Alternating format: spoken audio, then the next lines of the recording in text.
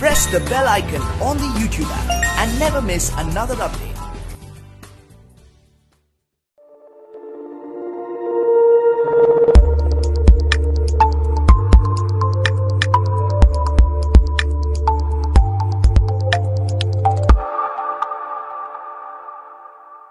Welcome to HPSC simplified online training channel पर आप सबका स्वागत है।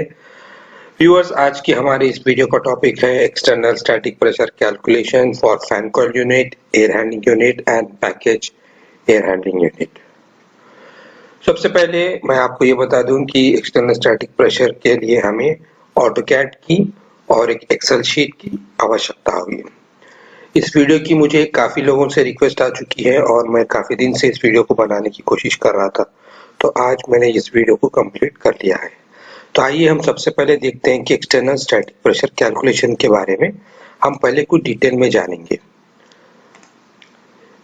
यानी अगर हम एक्सटर्नल स्टैटिक प्रेशर कैलकुलेशन के बारे में जानना चाहते हैं तो सबसे पहले हमें इसकी टर्मिनोलॉजी को समझना होगा।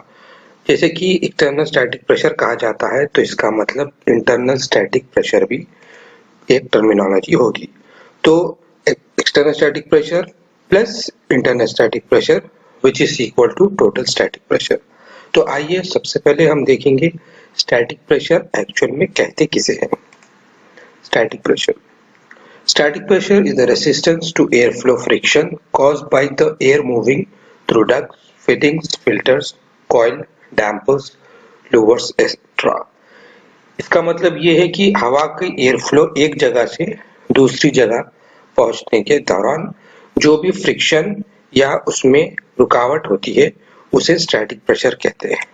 एक छोटे से एग्जांपल यानी नॉर्मल एग्जांपल द्वारा मैं आपको बताना चाहता हूँ कि अगर हवा का एयर फ्लो एक मात्रा में किसी की ऑब्स्ट्रक्शंस के द्वारा रुक जाता है, यानी when there is resistance in the air flow, हवा में जो resistance which comes with different objects, for example ducts, fittings, filters, coil, dampers, lower, यानी हवा के बीच में हवा की रुकावट जो पैदा करते हैं उसे फ्रिक्शन के थ्रू और रेजिस्टेंस के थ्रू होता है।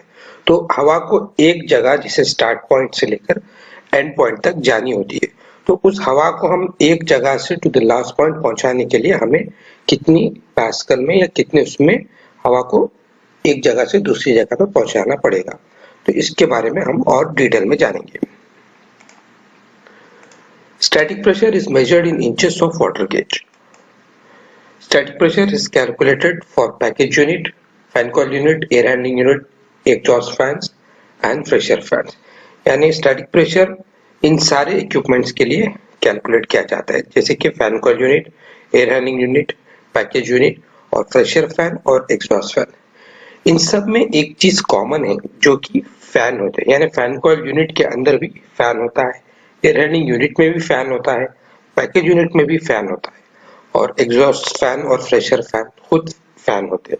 तो उस फैन की कैपेसिटी एयर फ्लो में और प्रेशर ऑफ वाटर गेज में यानी उसके थ्रो को डिसाइड करती है। फॉर एग्जांपल फैन की CFM 1000 CFM को हमें एक डिस्टेंस से x डिस्टेंस से y डिस्टेंस तक पहुंचाना है, तो उस फैन की RPM और उस फैन का किलोवाट हमें डिटरमाइन करना होता है स्टैटिक प्रेशर के द्वारा। तो स्टैटिक प्रेशर सिंपल कॉन्सेप्ट ये है कि ये सिर्फ फैन के लिए किसी भी इक्विपमेंट के अंदर जो फैन होता है उस फैन की CFM और उसकी स्टैटिक प्रेशर द्वारा ही फैन सेलेक्ट किया जाता है। तो मेन पर्पस ऑफ एक्सटर्नल और internal static pressure is to determine the capacity of the fan. सबसे पहले हम ये जानेंगे इंटरनल स्टैटिक प्रेशर किसे कहते हैं। What is internal static pressure?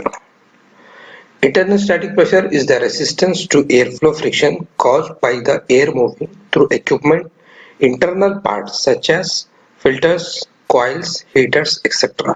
यानी internal static pressure हमें equipment के अंदर के parts के लिए किया जाता है।